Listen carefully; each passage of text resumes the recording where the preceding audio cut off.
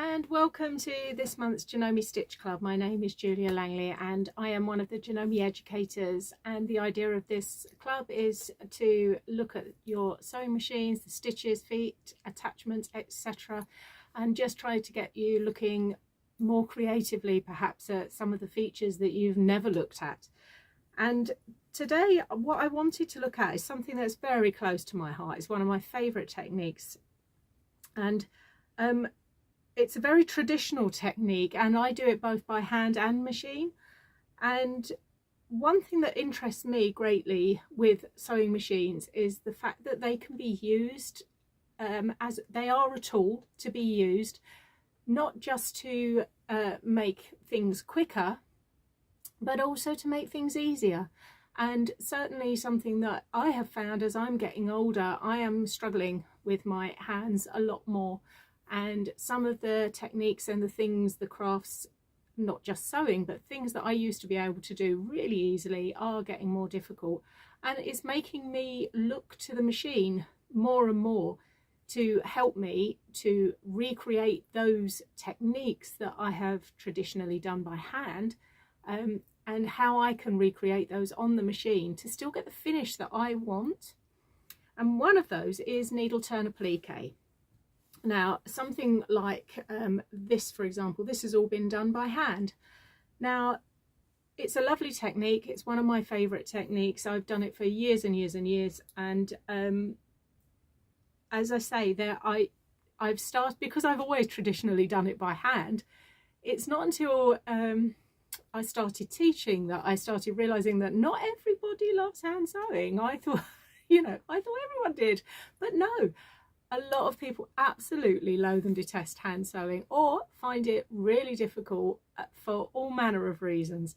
And so that is where all these fantastic stitches that we get on our sewing machines really come into their own. Now, we've looked at satin stitches, we've looked at blanket stitches, we've looked at decorative stitches as well over the course of, oh gosh, 2 years now, I think it is. So what I wanted to do was look at one very specific stitch. Now, you may or may not have this specific stitch on your sewing machine, but you will certainly have other stitches that you can use in equal measures to get a similar effect. So if I show you on here, lots and lots of different blanket stitches. What we're trying to recreate is that stab stitch that you use with a needle turn, and the one that does that best, because I haven't got my glasses on, is this one here. Okay, now I think you can see it's like 3 or 4 little tiny stitches and then a little V. All right, so as I say, if you don't have this specific stitch on your machine, you will have along here, and I'll go through these again when I'm on the machine, but you will have other options in your blanket stitches or even your blind hem stitch. And as I say, when I get to the machine, I will go through those. So what we're trying to do, and why I particularly like this technique, is that when generally you applique, you get quite a flat finish. We've done an awful lot of bonder webbed applique, things with satin stitch, things with blanket stitches as well. But what we're looking at this time is something like this, where I think you can see, look, so much texture going on there. So I've gone for a very traditional shape, the tulip. This is going to be a cushion cover in the end. So this is as far as I've got, but I think you can see, look how stuffed. I have actually stuffed these shapes, okay, and given it a slightly more modern twist on what is a very, very traditional pattern. And I want to show you how, first of all, to get your shapes ready to then stitch on the machine. So it's a sort of 2-part technique of how to do the first thing, the needle turn, and get that effect, and then how to stitch it on the machine. So that's enough of my waffle. Let's go over and have a look at how we do it. So these are a couple of the shapes on the templates, and this is, as I say, they're very traditional, the tulip. And then you can either use this as a leaf shape, or sometimes I'll add it in, as I'm going to do today, as a contrast colour. So I've got my scrap of fabric that I was going to use, and this is sew-in interfacing. I think sew-in is the better one to use, because then you can't have any incidents with the ironing board, that's for sure, the iron. And also, I don't actually want to stick anything down. The idea of this technique is that it leaves the actual applique with, it gives you more options, it makes it look a little bit puffier. So I don't want anything that is sticky, because that's just going to take us back to where we are with Bondaweb, for example. So I can draw around the shapes that I'm using. I'm just going to use a biro so that you can see exactly a bit better what I'm doing. And this line is actually going to become your stitching line, so do make sure you can see it. Okay, so depending on how many I want to do, and it's quite good with scraps because look, I can fit them together. I need at least 1/2 inch between, because I'm going to stitch round here and then we're going to trim them up. So don't put them too close, make sure that you're leaving a gap. But as I say, this is a really good one for scrappy projects, appliques, etc. And what I like to do is, often if I'm doing a project, I will also do extras, so that I have got extras sort of, I've got a little tub with all kinds of shapes, you know, ready done, just in case fancy a little, also for if I'm demonstrating the technique, for example. So I'm going to do those in that, and then look for a slightly different colour, and I'm going to keep that because I might use that. So these 2 leaves I can just cut, because I'm cutting off the yardage here of this particular colour, just to make that smaller. And then a couple of pins just to pin in the centre to hold them in place. Now you'll notice I'm actually putting this, and this is really important, you need to make sure it's going on the right side. Okay, and we're actually stitching on the right side. You'll see why, but that is quite important.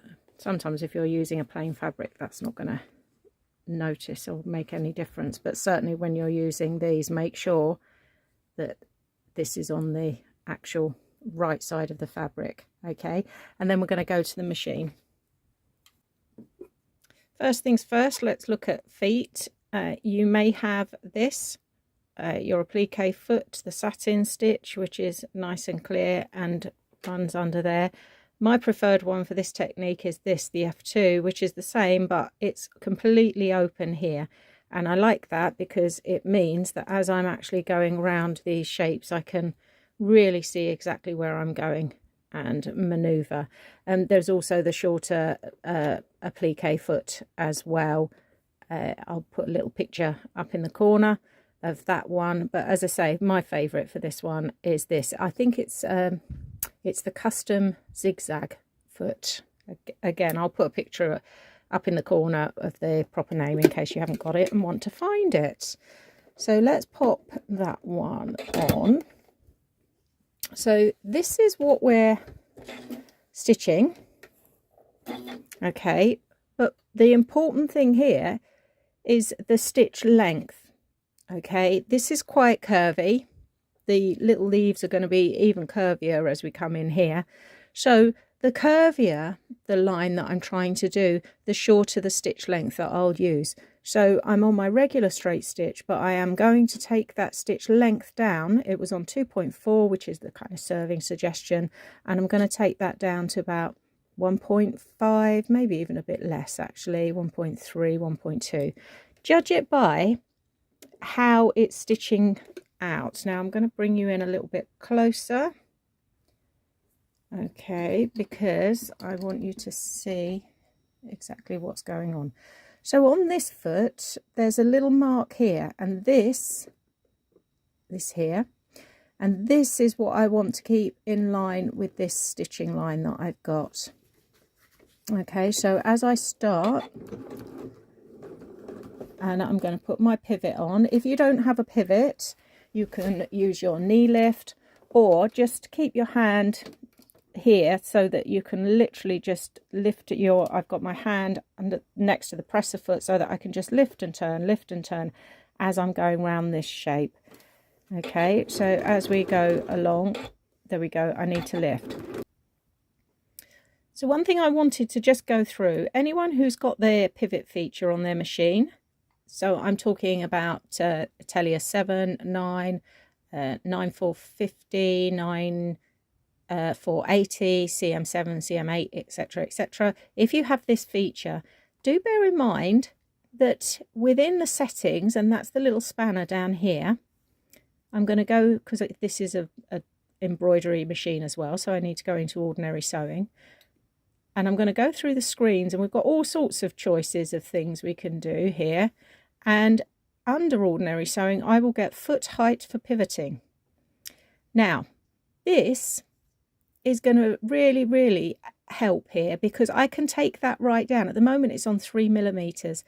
If I was quilting, for example, I might have it on 3mm or even higher, depending on the loft of the batting that I'm quilting with, of how high I want to lift that presser foot every time as I'm manoeuvring around. Now when I'm doing something like this, where I'm literally just on, look, very small sandwich, thin sandwich, shall we say, more of an afternoon tea sandwich, I've just got the fabric here and this on the top, so I don't need 3mm every time I stop, so I'm going to take that down. You can hear the foot kind of going bonkers as it's going through the settings. Take it down to the least height, because what you'll also find is that the process, and therefore the noise, is almost like a ribbiting frog. My husband describes it as the noise that it makes as it comes up and it checks the bobbin. That's just the way it works. So if you're doing something like this, I take it right down so that it's just a one clunk as it goes up. But I just wanted to point that out, because I don't think people always realise that they do have this choice in here. And as I say, definitely for different projects, different things that you're doing. If I'm quilting, I would be much higher. Say I was free motion, and again I'm just going to be on one fabric and maybe a stitch and tear backing, I might start with it quite low, and then I might bring it up as I work on the project and I get more and more on it. Okay, and I just wanted to point out that is doable. So I'm just going to say I've set that very low, so I'm going to go okay, and back we are, back with my stitch.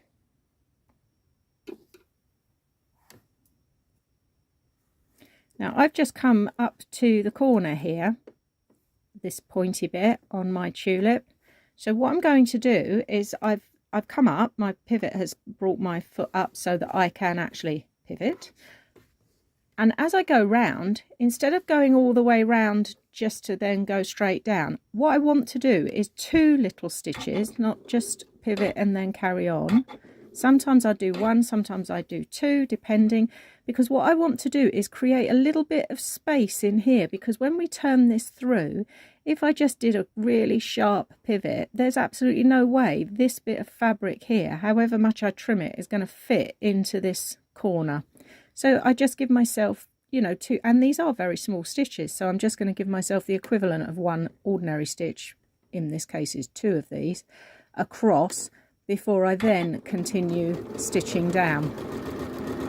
And it may seem like something very simple, but I think what you find, and if we have a little look on here, it's this, where sometimes you'll get like a crease in here, for example, or you can't quite get these points, and you will never get complete point here, because obviously there's got to be fabric. There is fabric under here, and as I say, you can't trim it. So just allow yourself those 2 stitches and it will make it much easier. So similar thing, I'm going to come down here into this center, and then I'm just going to take one stitch across there because it's not going to be quite so much bulk going in.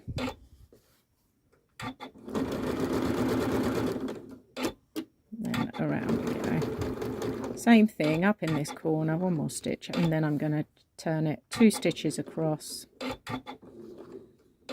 and then I can start following that line down. So what I tend to do is I do all of my prep beforehand on the machine, so that I will end up with a big old pile like this.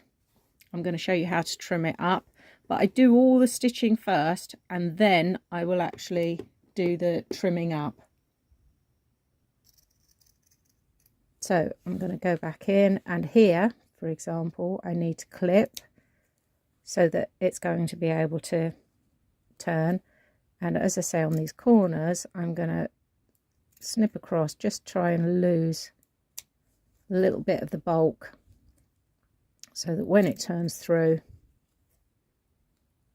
there's as little fabric going into this corner as possible. So I would do all of that, have a little pile of them done.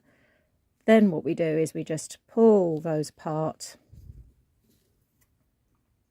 snip it, because this isn't going to show.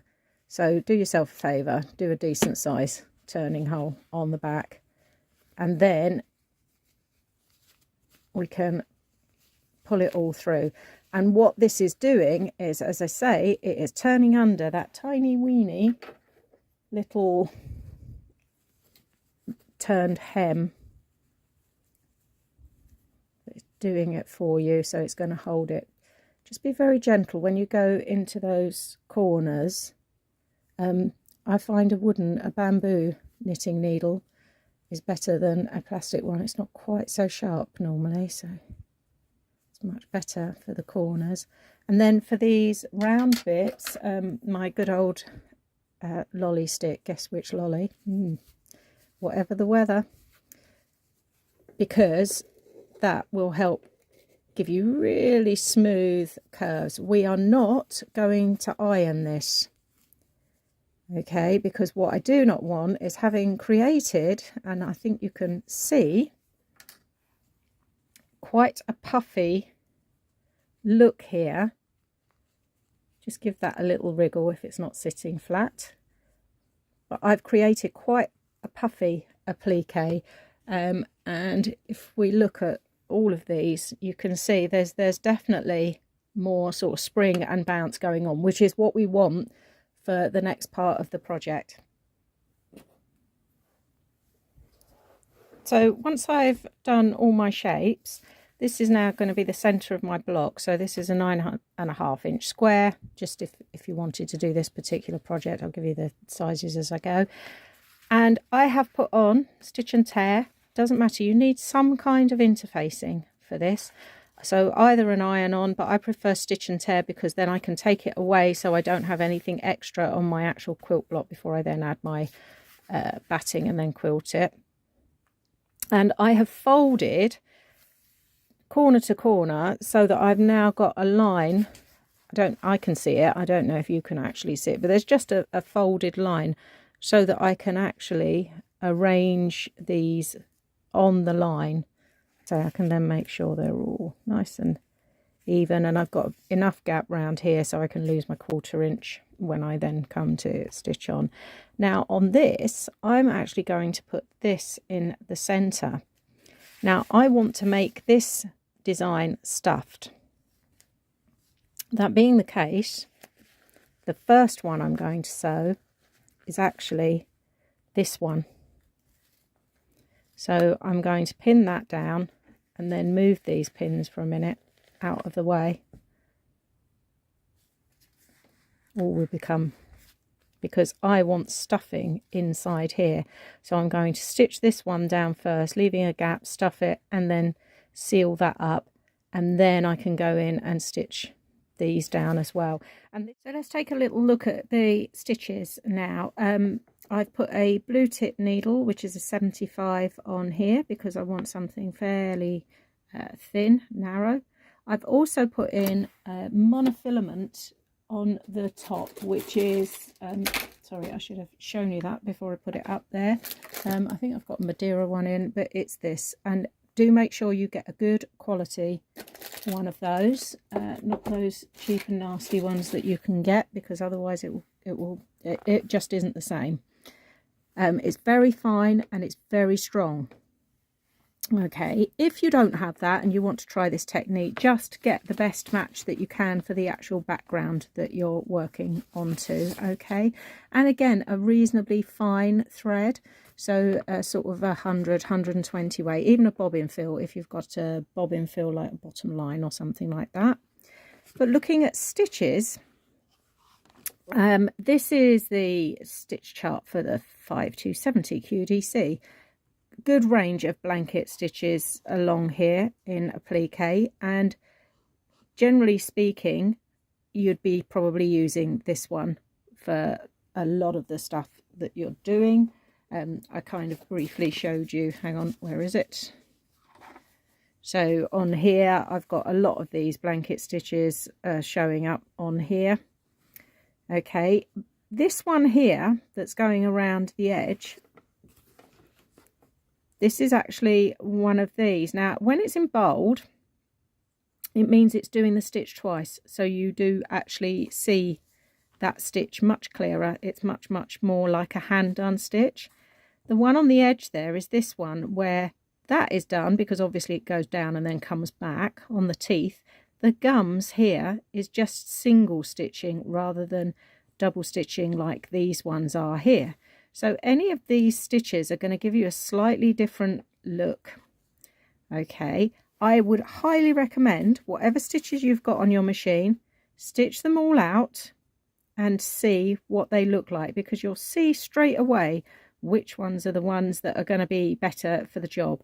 And bear in mind, this one here, for example, I've stitched them in, obviously not in monofilament because you wouldn't be able to see it. But this one here, what I've done is I've actually taken the width setting down so that these teeth going onto the gums are much shorter, so the bite into the actual fabric is much shorter. Now, going along the bust, as you can see, lots and lots on here, middle, right, left hand. This I explain in much more detail in a previous video, so I will put the link to that one underneath. If you're going into Applique big time, it would be worth watching that. Basically, it's middle, right, left, and that is going to be where the stitch extends. So if you adjust the width of the stitch, it's where it's adjusting from, whether it's adjusting from the middle needle position or it's right hand, left hand. Again, try it and see. This is the best way. I think when you stitch this out, you actually see exactly what it's doing, and it kind of shows you in a very obvious way what it's doing.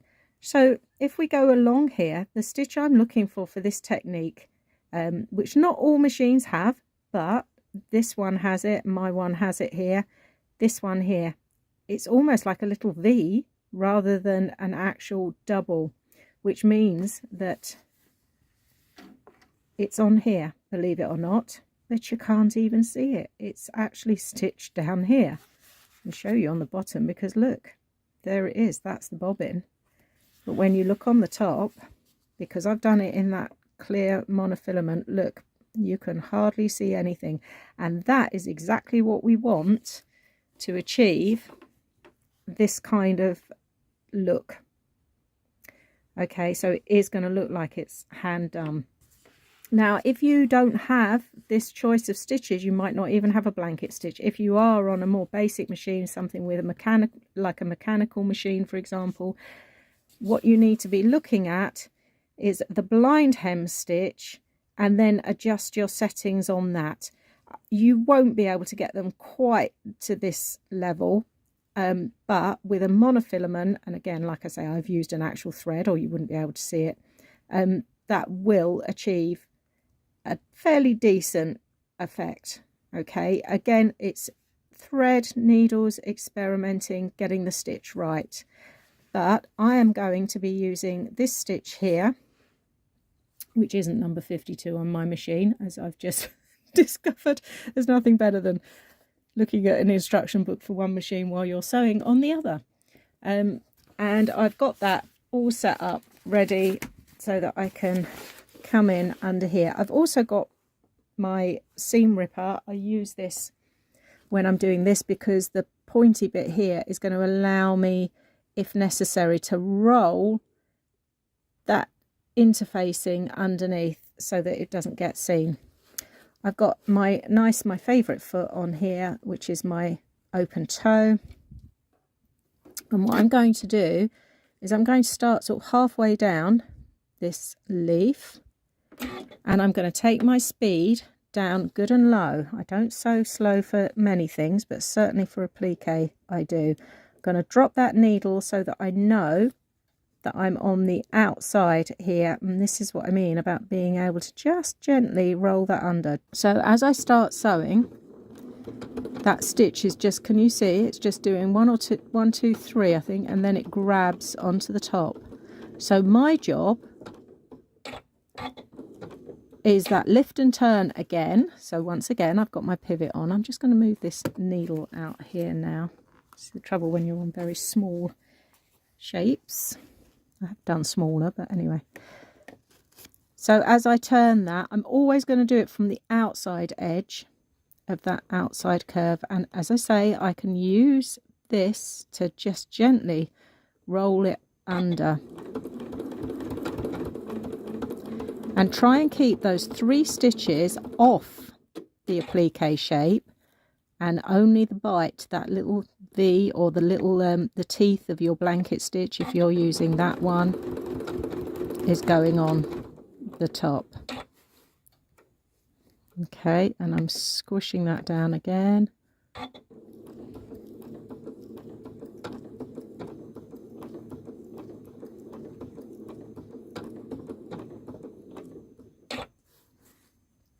And coming round. But I think you can see, or rather you can't see anything there, can you?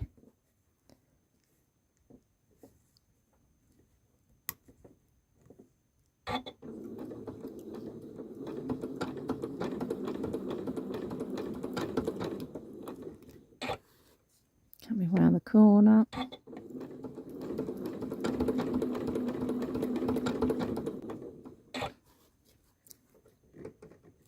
And as I said before, well, I think I did, the reason I'm doing this one first is because I want to stuff it. And I then want to stuff the bits underneath as well, so that I get... Now, can you see, because of this foot, it does ruckle up sometimes because it was hitting the side there. So, again, I'm going to go in with my seam ripper to smooth that down. There we go. So take your time. This is not a technique to be rushed.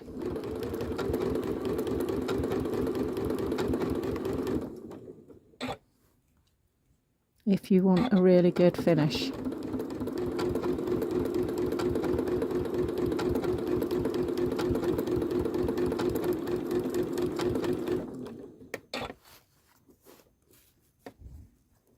So we're up the top.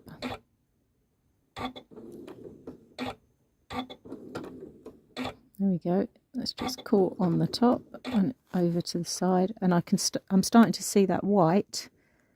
So again, I can roll that under and then get back off. If you do come very, a couple of stitches on to that applique, it's not going to, because you're using that monofilament. Now I want to leave a little gap here. So a couple more stitches. There we go. And what I now want to do is I'm going to slide that round to the side and get just a little bit of stuffing. At this point I'm using my screwdriver because that's flat, and start putting that stuffing in.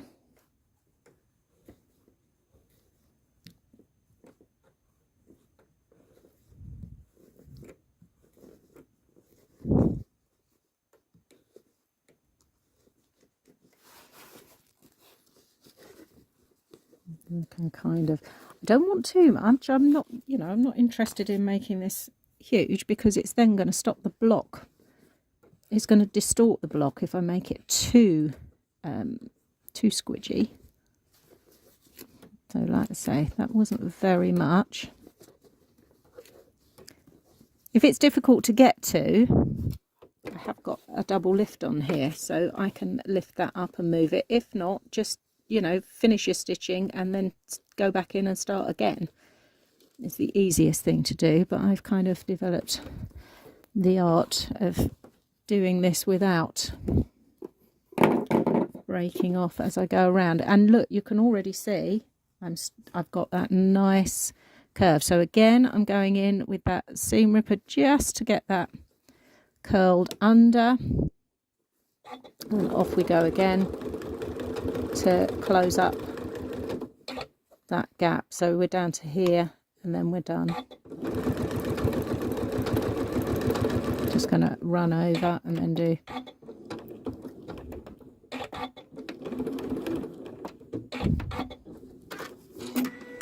And as I say, the beauty of the monofilament is because it's clear, you can't see anything. But look, we've now got a shape. If you need to move any of that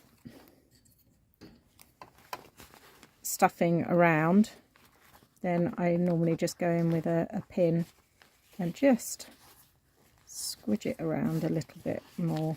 Depends on the shape. Sometimes some shapes are easier to do this with than others, but as I say, it's quite nice to do it while you're actually going round. So there we go, look, you can see the puffiness that we've got in, but it's not so much that it's, as I say, distorting the shape of this block. But that's also why it's important to have something underneath it, something like the stitch and tear that's going to give the stability to your fabric while you're doing these kinds of techniques.